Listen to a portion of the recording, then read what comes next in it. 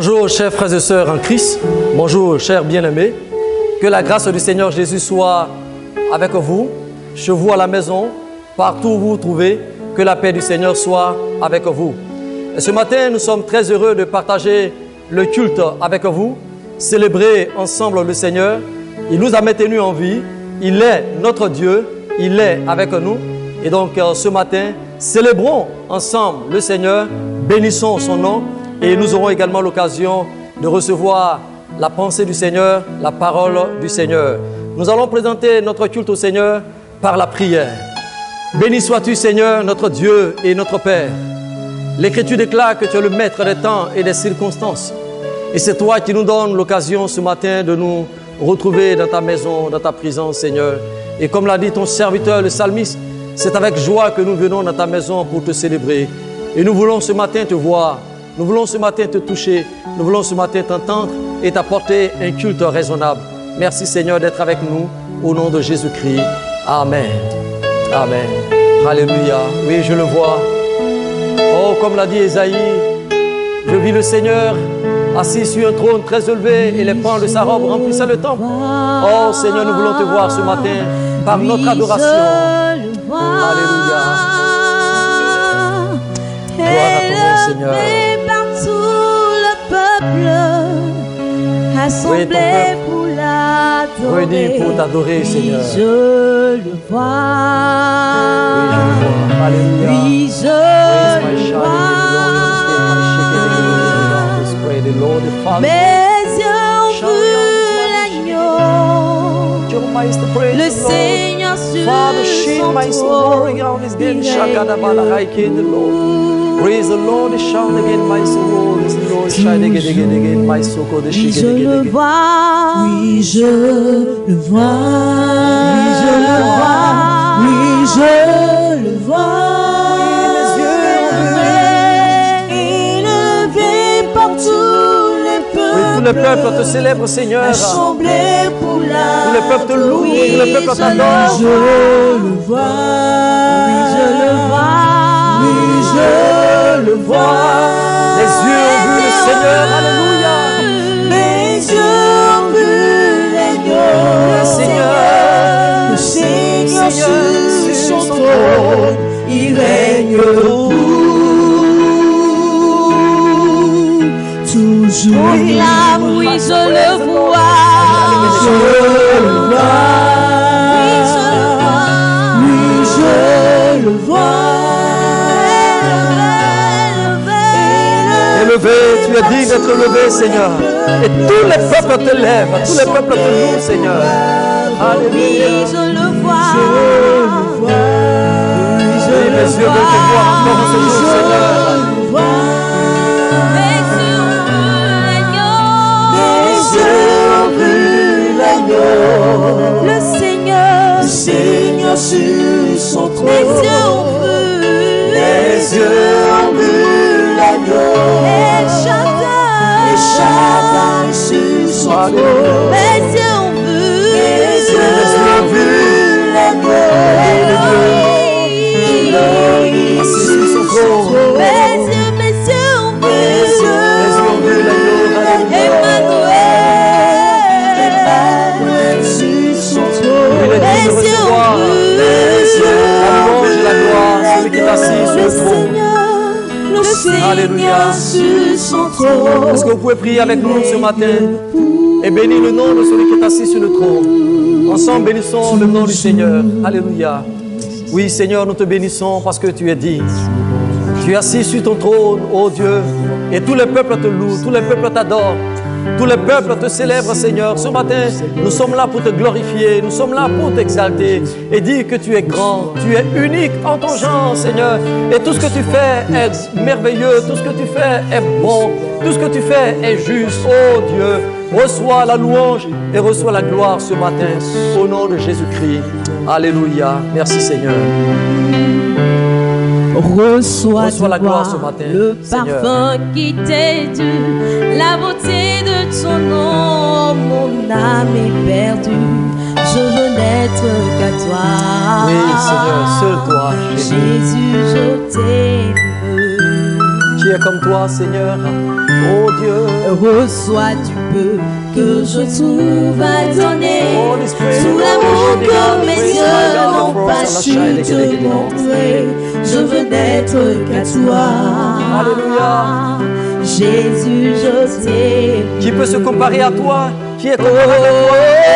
Oh, rien n'est plus beau que ton nom. Rien n'est plus sain que le son du pardon. Je veux n'être qu'à toi, Je veux Seigneur. n'être qu'à toi, Jésus mon roi. Oh, alléluia. Oh, rien n'est plus beau que ton nom. Rien n'est plus sain. Rien n'est plus sain que le son du pardon. Je veux n'être qu'à Je veux n'être qu'à toi, Seigneur. toi. Toi seul, Jésus. Car tu Jésus es mon mon roi. roi. Et je vais t'apporter l'adoration ce matin, Seigneur. Reçois la Oh, reçois la louange, reçois la gloire, reçois l'élevation. Tu es le roi de gloire, notre victoire. Tu es digne, Seigneur. Digne es-tu, Seigneur, Emmanuel. Oui, reçois. Reçois l'adoration. Tu es le roi de Tu gloire. es le roi de gloire. Notre victoire. Notre victoire. Tu es digne, Digne es-tu, Seigneur. Tu es l'Emmanuel. Emmanuel. Reçois, reçois, reçois, reçois, Tu es le roi de gloire. Notre victoire. Alléluia. Digne es-tu, Seigneur. Emmanuel. Tu es Emmanuel. Alléluia. Oh, merci Seigneur, tu es Emmanuel. Emmanuel. Oh, Emmanuel. Tu es Emmanuel. Alléluia. Le premier, le dernier, le commencement et la fin. Emmanuel. Tu es avec nous. Alléluia. Est-ce que nous pouvons apporter un parfum d'acclamation à celui qui est assis sur le trône, à Emmanuel, notre Seigneur, notre Dieu et notre bon roi. Alléluia. Que le nom du Seigneur soit béni. Alléluia. Nous allons maintenant recevoir la pensée du Seigneur. Nous croyons que Dieu a un mot pour toi ce matin. Nous croyons que Dieu a un message pour toi, pour moi, pour nous ce matin. C'est pourquoi, chers frères et sœurs, préparons nos cœurs à la réception de la pensée du Seigneur. Béni soit ton nom, Seigneur, notre Dieu et notre roi. Toi qui envoies ta parole pour nous guérir, toi qui envoies ta parole pour nous bénir, toi qui envoies ta parole pour nous restaurer. Bénis la prédication de ta parole maintenant au nom de Jésus-Christ. Amen. Amen. Je voudrais, chers frères et sœurs, vous inviter à suivre avec moi une réflexion de l'apôtre Paul au sujet de l'épître qu'il a adressée aux Romains. Dans cette épître, l'apôtre Paul met en évidence la foi, le pardon, la liberté, l'esclavage et la justification, et tout ceci en rapport avec la loi de Dieu. Évidemment, ce matin, je voudrais nous parler de la loi de Dieu, mais précisément le respect de la loi de Dieu. Le respect est la considération que l'on a pour autrui. C'est traiter une personne en fonction de son rang, de son âge, de sa position sociale, de sa valeur morale ou intellectuelle. On dira c'est la déférence dont on fait preuve envers quelqu'un que l'on considère. En d'autres termes, c'est la reconnaissance de la valeur propre et des droits des individus et de la société. Nous savons que notre monde est régi par des lois, par des principes, quelle qu'en soit leur nature. La loi elle-même est une règle nécessaire ou obligatoire. Elle est une prescription émanant d'une autorité souveraine dans une société donnée et entraînant pour tous les individus l'obligation de s'y soumettre sous peine de sanction.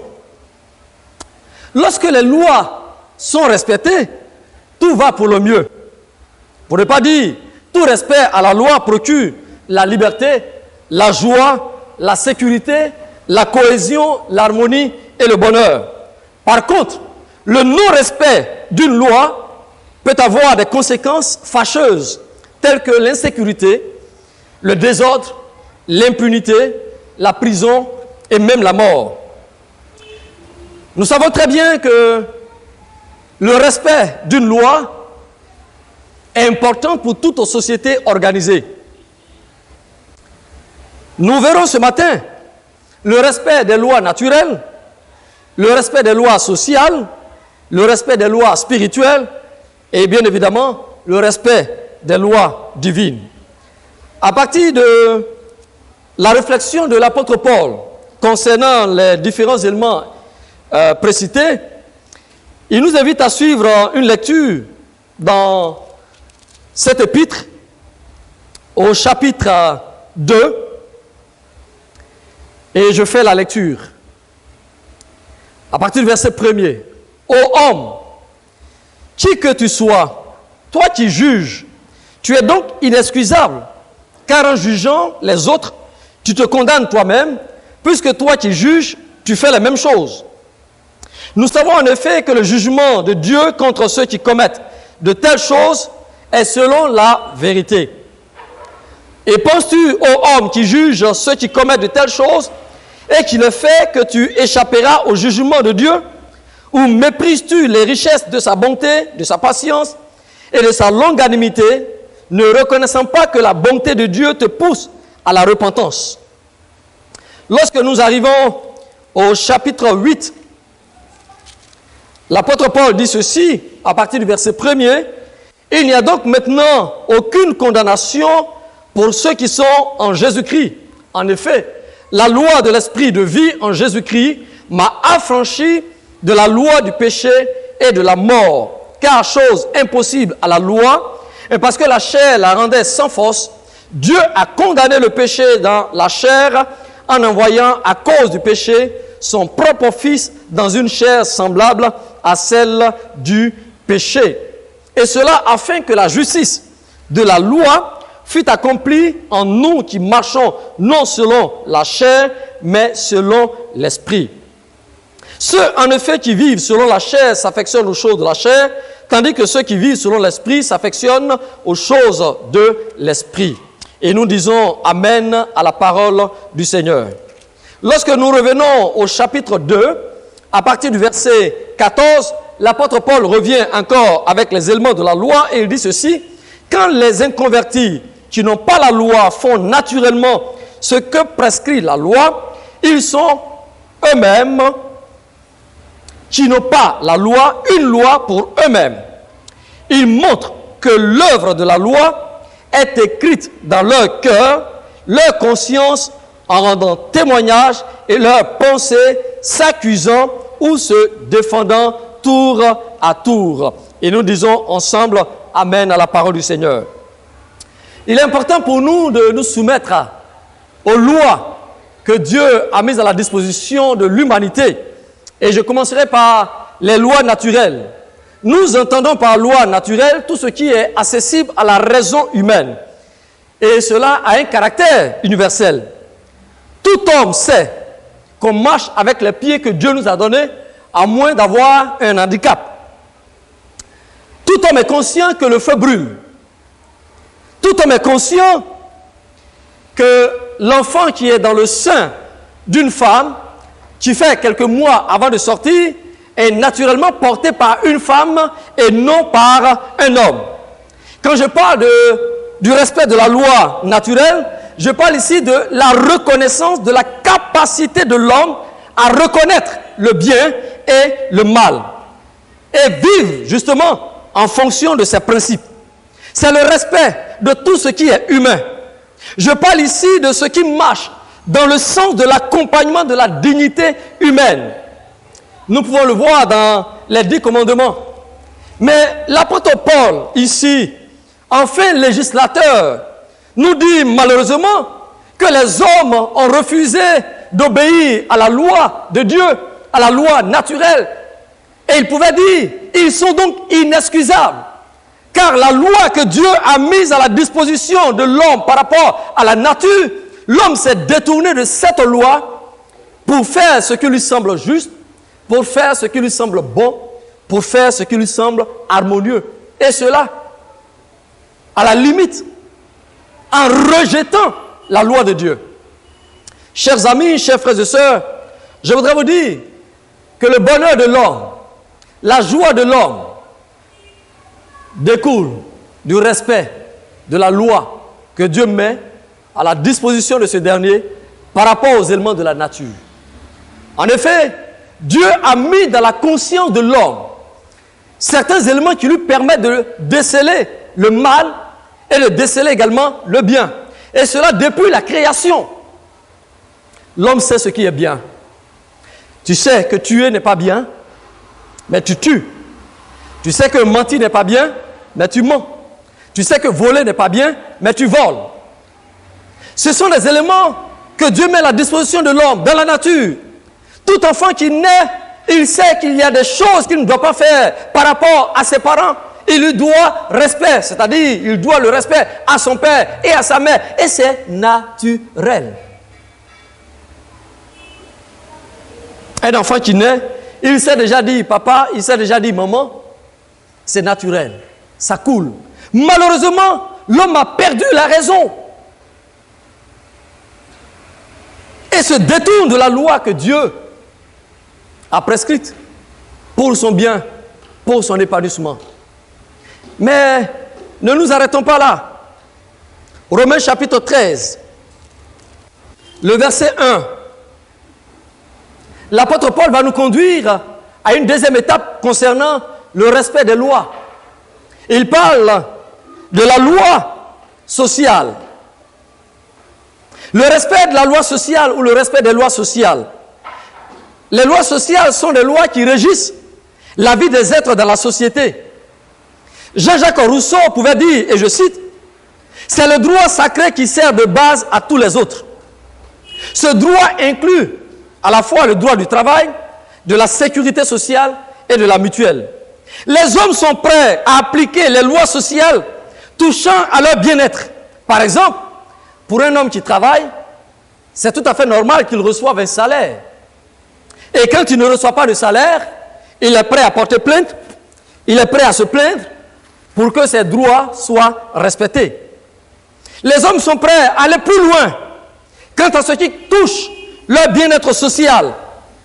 Et on met toutes les structures en place pour défendre les lois de l'homme qui travaille.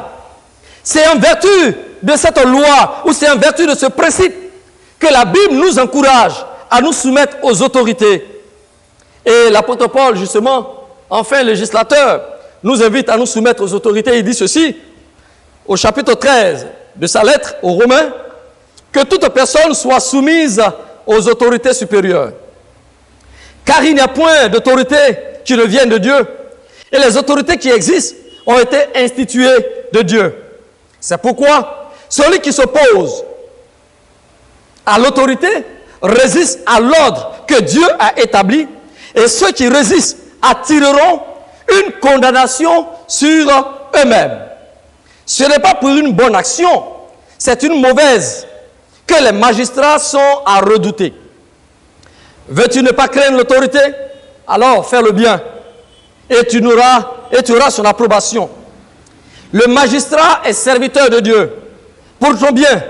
Mais si tu fais le mal, crains, car ce n'est pas en vain qu'il porte l'épée, étant serviteur de Dieu pour exercer la vengeance et punir celui qui fait le mal. Il est donc nécessaire d'être soumis non seulement par crainte de la punition, mais encore par motif de conscience. La société nous exige le respect de ses lois. Par exemple, le règlement des impôts et des factures, le respect du code de la route. Mais quand il s'agit du respect des choses de Dieu, quand il s'agit du respect des lois de Dieu, alors les hommes se braquent. Alors la société se braque.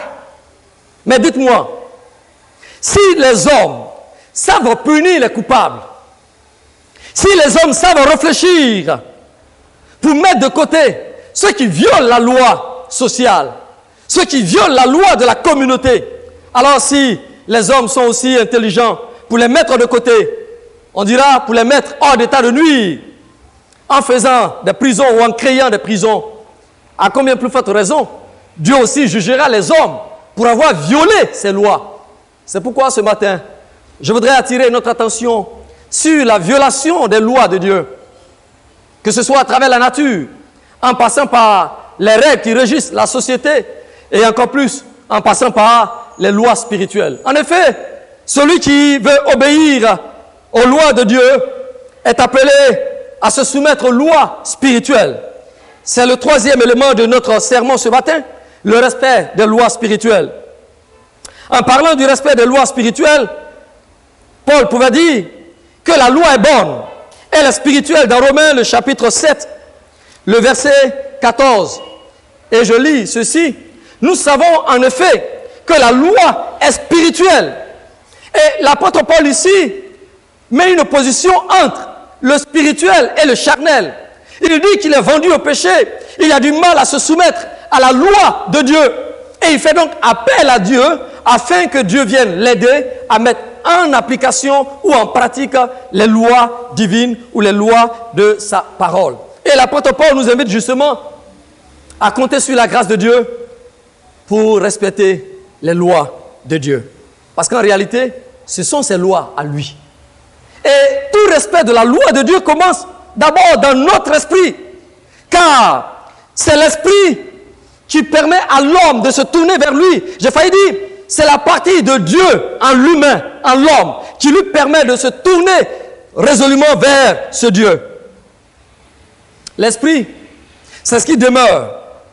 C'est dans l'esprit que reste la volonté et la conscience individuelle. Et l'apôtre Paul nous invite à nous soumettre aux lois spirituelles. Car c'est Dieu qui crée en l'homme le vouloir et le faire. Et son désir, c'est que l'homme soit en harmonie, en accord avec les lois que lui, Dieu, a prescrites. Touchons le point culminant de notre message, le respect de la loi de Dieu. Si notre monde aujourd'hui est malade, si notre société est en crise, c'est parce que justement cette société refuse de se soumettre aux lois de Dieu. Je disais tantôt que les hommes sont prêts à appliquer toutes les lois concernant leur mieux-être. Et c'est normal d'ailleurs, on le dira. Les hommes sont prêts à mettre tout en œuvre pour leur épanouissement. Mais quand il s'agit des lois de Dieu, le régisseur par excellence, alors les hommes se braquent, la société se braque. Quand la loi de Dieu dit « tu ne voleras point », mais les hommes volent, c'est une violation des lois de Dieu. Quand la loi de Dieu dit « tu ne tueras point » et l'homme tue, c'est une violation des lois de Dieu. Un non-respect des lois de Dieu. Et aujourd'hui, si les hommes n'arrivent pas à respecter la loi de Dieu, qui est contenue dans sa parole, c'est justement parce que les hommes n'aiment pas la parole de Dieu. Ils n'aiment pas la parole de Dieu. L'apôtre Paul a dit, il faut honorer Dieu, il faut se soumettre à la loi de Dieu. L'Écriture ne dit-elle pas qu'il faut rendre à César ce qui est à César de la part du Seigneur Jésus? Les hommes savent rendre ce qui est aux hommes. Mais quand il s'agit de rendre à Dieu ce qu'il lui doit, l'homme est braqué. Chers frères, chers amis, chers parents, vous tous qui nous suivez, je voudrais ce matin attirer notre attention sur le respect de la loi de Dieu. La loi de Dieu est bonne. Le prophète Amos pouvait dire, le rejet de la loi de Dieu conduit à la profanation des choses saintes. Je répète, parce que c'est important. Le rejet de la loi de Dieu conduit à la profanation des choses saintes. Vous savez, l'apôtre Paul, en emboîtant le pas au prophète Amos, dit ceci, les hommes ont changé tout ce que Dieu a prescrit. Et aujourd'hui, leurs attitudes sont contre nature. La loi de Dieu dit, tu ne coucheras pas avec un homme comme on couche avec une femme. Mais aujourd'hui, les hommes sont remplis de corruption sexuelle, à telle enseigne qu'ils ont la possibilité de coucher avec des hommes, qu'on appelle l'homosexualité. Ah! Le monde ne veut pas entendre cela. Le monde nous parle de droit, d'égalité, de sexe. Et aujourd'hui, les hommes s'enfoncent dans les relations entre les hommes et les hommes, dans les relations entre les femmes et les femmes. Et je sais que beaucoup n'apprécient pas ce message, surtout ceux qui sont de l'autre côté. Mais laissez-moi vous dire, on ne peut pas changer les lois de Dieu au gré des hommes et de ce qu'ils veulent. Les lois de Dieu restent les lois de Dieu. Et Paul dit ceci: la colère de Dieu se révèle du ciel contre toute impiété et toute injustice des hommes qui retiennent injustement la vérité captive. Car ce qu'on peut connaître de Dieu est manifeste pour eux les lois naturelles. Dieu le leur ayant fait connaître. En effet, les perfections invisibles de Dieu, sa puissance éternelle, sa divinité, se voient comme à l'œil nu depuis la création du monde, quand on les considère dans ses ouvrages. Ils sont donc inexcusables, les hommes, puisque, ayant connu Dieu, ils ne l'ont point glorifié comme Dieu. Ils ne lui ont point rendu gloire et grâce, mais ils se sont égarés dans leurs pensées. Leur cœur sans intelligence a été plongé dans les ténèbres. Se vantant d'être sages, ils sont devenus fous. Et ils ont changé la gloire de Dieu incorruptible en image représentant l'homme corruptible, des oiseaux, des quadrupèdes et des reptiles. C'est pourquoi Dieu les a livrés à l'impureté selon la convoitise de leur cœur, en sorte qu'ils déshonorent eux-mêmes leur propre corps. Eux qui ont changé la vérité de Dieu en mensonge et qui ont adoré la créature au lieu du Créateur qui est béni éternellement. C'est pourquoi Dieu les a livrés à des passions femmes, car leurs femmes ont changé l'usage naturel en celui qui est contre nature. Et de même, les hommes, abandonnant l'usage naturel de la femme, se sont enflammés, tant homme avec homme, des choses infâmes, et recevant en eux-mêmes le salaire que méritait leur égarement. Justement, c'est ce que je disais tout à l'heure. À cause de ces choses, à cause de la violation des lois de Dieu, la colère de Dieu vient sur les hommes, la colère de Dieu vient sur la société. Aujourd'hui, nous sommes en proie à plusieurs maux à cause du non-respect des lois de Dieu. Église de Jésus, chers frères et sœurs en Christ, chers amis, vous qui nous suivez, sachons que le respect de la loi de Dieu nous conduira à la vie. Si nous voulons vivre heureux, il est impératif pour nous d'obéir aux lois divines. Notre société, si elle veut être guérie, qu'elle soit prête à respecter les lois de Dieu. Alors ce matin, je voudrais juste attirer notre attention sur le respect de la loi, car c'est par respect de la loi établie par l'autorité que nous avons la joie, que nous avons la paix, que nous avons la tranquillité, que nous avons le bonheur. Alors si nous les hommes, nous savons punir les méchants, Dieu aussi sait punir les méchants. Mais attention, si nous voulons bénéficier de sa grâce, repentons-nous et obéissons à la loi de Dieu afin d'avoir la vie éternelle. Que Dieu vous bénisse et que sa grâce nous accompagne. Amen. Alléluia. Puissions-nous prier ensemble pour la parole du Seigneur. Béni soit ton nom, Seigneur, notre Dieu et notre Père. Merci pour la grâce que tu nous accordes en ce jour, ô Dieu, d'être témoin de la manifestation de ta bonté et de ta grâce. Bénis nos cœurs, bénis nos pensées et rends-nous obéissants à ta loi, rends-nous obéissants à ta parole. Au nom de Jésus-Christ. Amen.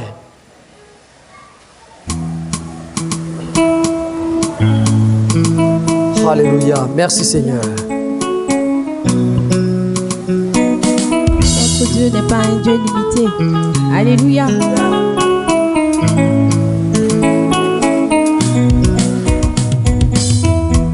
Tu n'es pas limité, oh, pas quoi que ce soit, oh. Tu es Yahvé Jireh, l'Éternel qui pouvoir. Tu n'es pas limité, oh. Non, non, non, Seigneur, tu n'es pas limité. Tu es Jéhovah Nissi, l'Éternel de ma vie. Tu n'es pas limité. pas limité, ah, tu n'es pas limité, oh non, tu n'es pas limité, tu n'es pas limité, oh, tu n'es pas limité, ah, tu n'es pas limité, Yahweh, tu n'es pas limité, oh oui, je crois. Je crois en ta puissance. Non, non, non. Seigneur, tu n'es pas limité. Oh oui, je crois. Je crois en ta puissance. Seigneur, tu n'es pas limité. Tu n'es pas limité, oh, par la pandémie. Tu es Jéhovah Nissi, le Dieu tout-puissant. Tu n'es pas limité, oh Jésus, tu n'es pas limité, oh, tu n'es pas limité, oh non, tu n'es pas limité. La science est limitée, oh, ce monde est limité, ah, tu n'es pas limité, toi tu restes toujours le même. Tu n'es pas limité, oh, tu n'es pas limité, ah, tu n'es pas limité, oh non, tu n'es pas limité, aïe, aïe, aïe, yeah. Je crois en ta puissance. Seigneur, tu n'es pas limité. Oh oui, je crois, je crois. En ta puissance. Seigneur, tu n'es pas limité. Oh oui, je crois. En ta puissance. Seigneur, tu n'es pas limité. Oh, tu n'es pas limité, tu n'es pas limité, tu n'es pas limité, tu n'es pas limité, tu n'es pas limité, Yahweh, j'irai. Tu n'es pas limité, tu n'es pas limité, tu n'es pas limité, tu n'es pas limité, tu n'es pas limité, tu n'es pas limité, Yahweh. Non, non, non, tu n'es pas limité, Seigneur. Seigneur. Tu n'es pas limité, non, non, tu n'es pas limité. Alléluia. non, non. Seigneur, nous voulons t'apporter toutes les familles. Nous voulons t'apporter ton peuple. Nous voulons t'apporter tous ceux qui traversent des moments difficiles. Oh Dieu, tu n'es pas limité. Accorde-leur ta grâce. Jésus à la maison, dans leurs différents services. Accorde-leur, Seigneur, une visitation particulière.